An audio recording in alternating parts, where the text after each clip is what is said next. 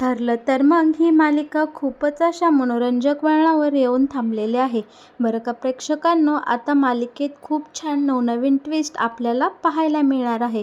म्हणजे इकडे आता सचिन आणि अस्मिताचा फायनली डिव्होर्स होतो आणि डिव्होर्स केस ही अस्मिताच्या बाजूने लागते. निकाल अस्मिताच्या बाजूने लागल्याने सचिनला अस्मिताला भरघोस पोटगी द्यावी लागते आणि दुसरीकडे मात्र महिपतचं सुधारलेलं रूप आता सायली आणि अर्जुन समोर सुद्धा मस्तपैकी उघड होताना आपल्याला पाहायला मिळणार आहे.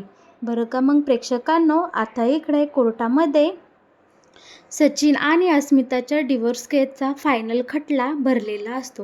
आता या डिव्होर्स केसचा शेवटचा दिवस आणि शेवटचा खटला कोर्टामध्ये चालू असतो. इकडे सचिननी अस्मिताच्या विरोधात नाना प्रकारचे पुरावे आणि खोटे नाटे पुरावे, आरोप, इतके प्रत्यारोप केलेले असतात की अस्मिता आता थकून गेलेली असते.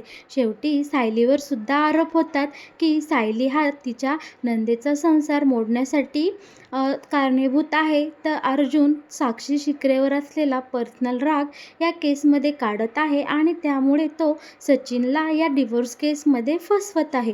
असे विविध नाना प्रकारचे आरोप प्रत्यारोप आज कोर्टामध्ये आपल्याला पाहायला मिळणार आहे.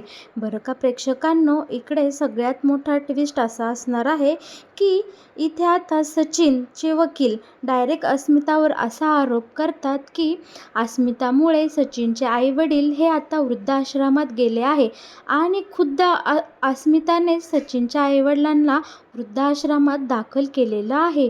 हे जेव्हा कोर्टासमोर येतं तेव्हा मात्र आपली अस्मिता आता सैरवैर होते आणि बिथरते, मोठमोठ्याने ओरडू लागते, हे अशक्य आहे. मी सचिनच्या आईवडिलांना अजिबात इथे वृद्धाश्रमात टाकलेलं नाही. कित्येक दिवस झाले मी त्यांना पाहिलंसुद्धा नाही. माझं बाळ जन्माला आल्यापासून सचिनचे आईवडीलसुद्धा त्याला पाहायला आले नाही. आणि इकडे सचिन मात्र खूपच खुश झालेला असतो, कारण निकाल आता हा सचिनच्या बाजूने लागणार असतो. शिवाय कोर्टात आता सचिनचे वकील बोलतात की या अस्मिता दीक्षितमुळे सचिनचे आईवडील वृद्धाश्रमात राहत आहेत. इकडे आता अस्मिता बोलते, अर्जुन अरे तू तरी काहीतरी बोल, मी असं वागेल का? तू सांग ना रे. मी किती दिवस झाले सचिनच्या आईवडिलांना भेटले सुद्धा नाही आणि सचिनला सगळं काही मनातल्या मनात चांगलंच माहीत असतं, त्यामुळे तो एकदम खुश झालेला असतो. सचिनचा वकील इथे बोलत असतो की मिस अस्मिता, तुमचं माहेर पनवेल आहे आणि तुमचं सासरसुद्धा पनवेल आहे. जेव्हा सचिन तिकडे बाहेरदेशी जॉबसाठी होता तेव्हा तुम्ही तुमच्या माहेरी राहणं का बरं पसंत केलं? सासरी राहणं पसंत न करता तुम्ही माहेरी का राहिल्यात? तेव्हा इकडे अस्मिता बोलते की हो, मी नाही राहिले माझ्या सासरी, पण मी माझ्या माहेरी राहून सचिनच्या आईवडिलांना नेहमीच फोन करायची, त्यांची विचारपूस करायची आणि त्यांना भेटायला सुद्धा जायची. मी त्यांच्यासोबत नेहमीच कॉन्टॅक्टमध्ये होते आणि सचिनचे आईवडीलसुद्धा माझ्याशी व्यवस्थितच वागत होते आणि आमचं छान बॉन्डिंग होतं. आता इकडे सचिनचा वकील बोलतो, बघा ह्यांनी सुद्धा मान्य केलं आहे की या सासरी राहत नव्हत्या, त्यामुळे जज साहेब सासू सासऱ्यांची जबाबदारी घ्यावी लागू नये म्हणून या अस्मिता यांनीच सचिनच्या आईवडिलांना वृद्धाश्रमात दाखल केले आहे आणि ही त्याची पावती आहे, त्यांचे रजिस्टर आहे आणि ती पावती बघा इथे अस्मिता दीक्षित या नावानेच आहे. आता मात्र इकडे अस्मिता खूपच गडबडते आणि मोठमोठ्याने ओरडू लागते, हे खोटं आहे जज साहेब, हे खोटं आहे. मी काही सचिनच्या आईवडिलांना तिकडे पाठवलेलं नाही, कारण त्यांचा आणि माझा खूप दिवस झाले काहीही कॉन्टॅक्ट नाही. इकडे आता अस्मिता अर्जुनची धाव घेते, पण अर्जुन सरळ सांगतो, मला यावर काही बोलायचं नाही. आता इकडे कोर्टामध्ये फायनल रिझल्ट लागणार असतो आणि इकडे सचिनचे वकील बोलत असतात की या अस्मिता दीक्षितमुळे माझ्या क्लायंटला म्हणजेच सचिन दीक्षितला खूप त्रास झालेला आहे. जज साहेब, तुम्ही माझ्या आशिलाला या अस्मिता दीक्षित यांच्या काचातून मुक्त करा. शिवाय या अस्मिता दीक्षितने माझ्या आशिलाला खूप त्रास दिला आहे, त्यामुळे इकडे सचिन दीक्षितने अस्मिता सुभेदारला पोटगी देणं तर शक्य नाहीच, पण या अस्मिता सुभेदारनीच खरं तर सचिन दीक्षितला आता दंड दिला पाहिजे आणि तुम्ही मोठ्यातला मोठा दंड या अस्मिता दीक्षितवर टाका आणि ती रक्कम माझ्या आशिलाला म्हणजे सचिन दीक्षितला मिळवून द्या. इकडे आता जज साहेब त्यांचा फायनल निकाल सांगणारच असतात, पण तेव्हा आता इकडे खूप मोठा धमाका कोर्टामध्ये होताना आपल्याला पाहायला मिळणार आहे. अर्जुन मात्र आता इकडे खूप शांत झालेला असतो आणि अर्जुन फक्त इथे चैतन्य कोर्टात येण्याची वाट पाहत असतो. इकडे अर्जुन चैतन्याला मेसेजवर मेसेज करत असतो की तू कुठवर आला आहे, लवकर ये, इथे आता निकाल लागायची वेळ आलेली आहे, लवकरात लवकर तू कोर्टात ये. आणि इकडे प्रेक्षकांनो, आता जज साहेब त्यांचा निकाल सांगणार. तोच इथे आता कोर्टामध्ये इन्स्पेक्टर सावंत आणि चैतन्य असे काही धमाकेदार पुरावे घेऊन येतात की इकडे आता अस्मिता आणि सचिनची डिव्होर्स केस पूर्णपणे अस्मिताच्या बाजूनेच लागणार असते. आता इकडे चैतन्य आणि इन्स्पेक्टर सावंत थेट इकडे सचिनच्या आईवडिलांनाच कोर्टामध्ये घेऊन आलेले असतात आणि त्यांना पाहून इकडे सचिन मात्र खूप घाबरलेला असतो. सचिनचे आईवडील कोर्टामध्ये आल्यामुळे कोर्टामध्ये डायरेक्ट भयाड शांतता पसरलेली असते आणि जजसाहेब म्हणतात, हे कोण आहेत? तेव्हा इकडे आता आपला डॅशिंग अर्जुन अस्मिताची केस लढायला एकदम पुन्हा नव्याने सज्ज झालेला असतो आणि तो त्यांना कटघऱ्यामध्ये बोलवतो आणि इकडे जजसाहेबांना सचिनच्या आईवडिलांची ओळख करून देतो आणि इथे सांगतो जजसाहेब, इथे सचिनने जो आरोप केला आहे, माझी बहीण अस्मिताईने सचिनच्या आईवडिलांना तिकडे वृद्धाश्रमात दाखल केलं आहे, या प्रश्नाचं उत्तर आता हेच दोघे जण तुम्हाला देतील. आणि इकडे आता कोर्टामध्ये सचिनचे आईवडील सांगू लागतात की जज साहेब, आम्हाला वृद्धाश्रमामध्ये या अस्मिताने नाही तर आमच्या पोटच्या गोळ्याने म्हणजे ह्या नालायक सचिननेच आम्हाला दाखल केलं आहे. या सचिनने आमचं राहतं घर खोटं नाटं बोलून त्याच्यावर माझ्या नवऱ्याच्या सह्या घेतल्या आणि स्वतःच्या नावावर घर करून घेतलं आणि ते घर विकून आता त्याचा पैसा घेऊन हा जो लंपाट झाला, पुन्हा आम्हाला वृद्धाश्रमात भेटायसुद्धा आला नाही. आणि हो, आम्हाला वृद्धाश्रमात या सचिनने दाखल केलेलं आहे आणि हे त्याचं CCTV फुटेज आहे. इकडे आता जजसाहेबांपुढे खूप मोठा असा खुलासा झालेला असतो की सचिन हा किती खालच्या पातळीचा नीच मनुष्य आहे, जो स्वतःच्या आईवडिलांसोबत नीट वागत नाही. असा मुलगा, असा व्यक्ती स्वतःच्या बायकोसोबत काय नीट वागणार आहे. आणि इथे आता जजसाहेब त्यांचा फायनल निकाल इथे डिक्लेअर करणार असतात. ते बोलतात की सगळे साक्षी पुरावे मध्यनजर रखते हुए मी आता असा निर्णय देत आहे की इथे सचिन दीक्षित याला आता 1 वर्ष तुरुंगवासाची शिक्षा द्यावी. त्याने त्याच्या आईवडिलांना फसवले आहे आणि या गुन्ह्याखाली त्याला 1 वर्ष कारागृहाची शिक्षा मी ठोठावत आहे. तसेच अस्मिता सुभेदार यांना त्यांनी भरघोस अशी लाखोच्या स्वरूपात इथे पोटगी द्यावी आणि त्यांच्या बाळाला वाढवण्यासाठी जो काही भविष्यात खर्च होईल तो निम्म्याने निम्मे इथे सचिनने अस्मिताला वेळोवेळी देण्यात यावा, अशी हे कोर्ट सचिन दीक्षितला इथे आज्ञा देत आहे. आणि मग काय प्रेक्षकांनो, इकडे अस्मिता खूप खुश झालेली असते आणि कोर्टाने अस्मिताच्या बाजूने रिझल्ट दिल्यामुळे संपूर्ण सुभेदार कुटुंबही खूप आनंदात असतं. आता सगळेजण घरी येतात, छान आनंदाने अस्मिताचं अभिनंदन करतात. देवापुढे दिवा लावला जातो, सगळेजण तोंड गोड करतात आणि इकडे सगळेजण खूप खूप खूप खुश असतात. सुभेदारांच्या घरात खूप दिवसानंतर काहीतरी आनंदाचं वातावरण किंवा कारण मिळालेलं असतं. तितक्यात प्रतिमा बोलते की आता या अस्मिताच्या डिव्होर्स केसमुळे माझ्या सायलीची खूप धावपळ झालेली आहे, त्यामुळे मी आता सायलीला काही दिवस माहेरपणाला माझ्याकडे घेऊन जाणार आहे. इकडे कल्पनाही होकार देते आणि घरातले सगळेजण होकार देतात की सायली आता माहेरपणासाठी आता प्रतिमा आत्याच्या घरी जाणार आहे. सायली तर खूप खुश असते, कारण ते तिचं खरं माहेर जे असतं आणि तिला खूप छान वाटत असतं प्रतिमा आत्यांसोबत. आता सायली माहेरपणाला जाणार म्हणून अर्जुन मात्र खूप नाराज असतो बरं का. त्याला खूपच टेन्शन आलेलं असतं, माझी बायको 10-15 दिवसासाठी माहेरपणाला जाणार आणि मी एकटा इथे राहणार. त्यामुळे इकडे सगळेजण अर्जुनची खिल्ली उडवत असतात आणि बोलत असतात, गप रे, चांगलं 10 दिवस काय 8 दिवस काय महिनाभर सायलीला प्रतिमा आत्याच्या घरी जाऊ दे. आणि इकडे आता अर्जुन अर्जुन देखील तयार होतो आणि सायली माहेरपणासाठी प्रतिमा आत्यासोबत प्रतिमा आत्याच्या घरी निघून जाते. आता सगळं वातावरण शांत झालेलं असतं आणि सुभेदारांच्या घरामध्ये मात्र आता जे ते आपल्या आपल्या मार्गाला लागलेलं असतं. अर्जुन त्याच्या केसमध्ये, पूर्ण आजी गेलेली असते देवदर्शनाला, सायलीही घरी नसते. घरी फक्त अस्मिता आणि अस्मिताचं बाळ हे दोघेच असतात.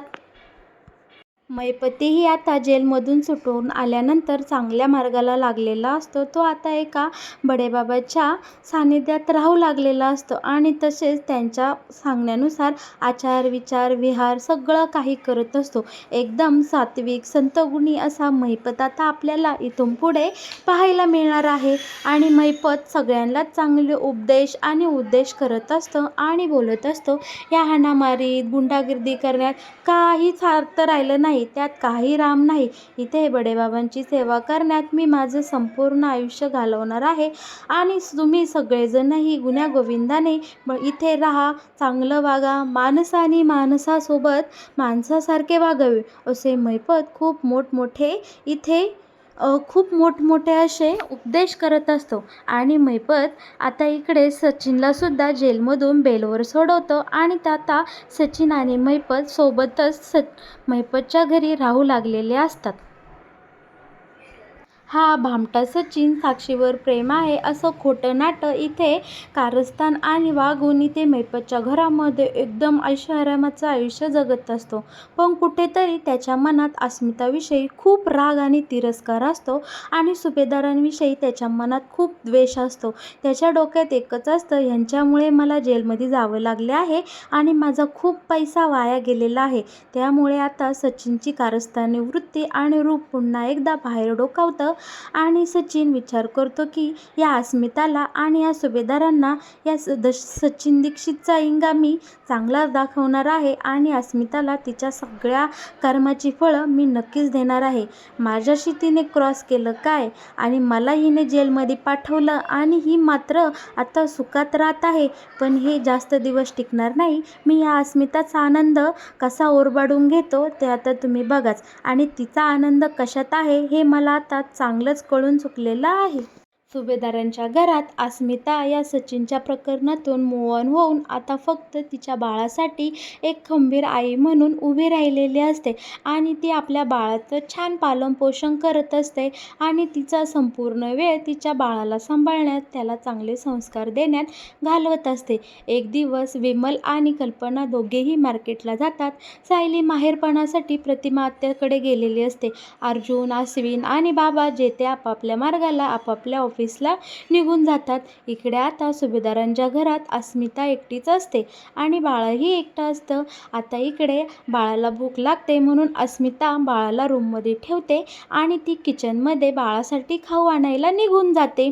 आणि इकडे प्रेक्षकांनो या संधीचा पुरेपूर फायदा सचिन उचलतो आणि इकडे अस्मिताचं बाळ घेऊन सचिन सुभेदारांच्या घरातून निघून जातो. आता इकडे घरामध्ये अस्मिता एकटीच असल्यामुळे खूप घाबरते आणि तिला तिचं बाळ कुठंच दिसत नाही आणि अस्मिता इथे खूप आरडाओरडा करते, इकडे तिकडे शोधाशोध करते, पण बाळ मात्र अस्मिताला कुठेच भेटत नाही. आता अस्मिता इकडे खूप घाबरलेली असते आणि घरातल्या सगळ्यांना फोन करून इकडे सुभेदारांच्या घरी बोलावून घेते. अर्जुन, अश्विन, त्यांचे बाबा, कल्पना, विमल, तिकडून लगेच सायली, प्रतिमा सगळे आता सुभेदारांच्या इथे जमलेले असतात आणि इकडे सगळ्यांची एकच शोधाशोध चाललेली असते, अस्मिताचं बाळ कुठे आहे, अस्मिताचं बाळ कुठं आहे.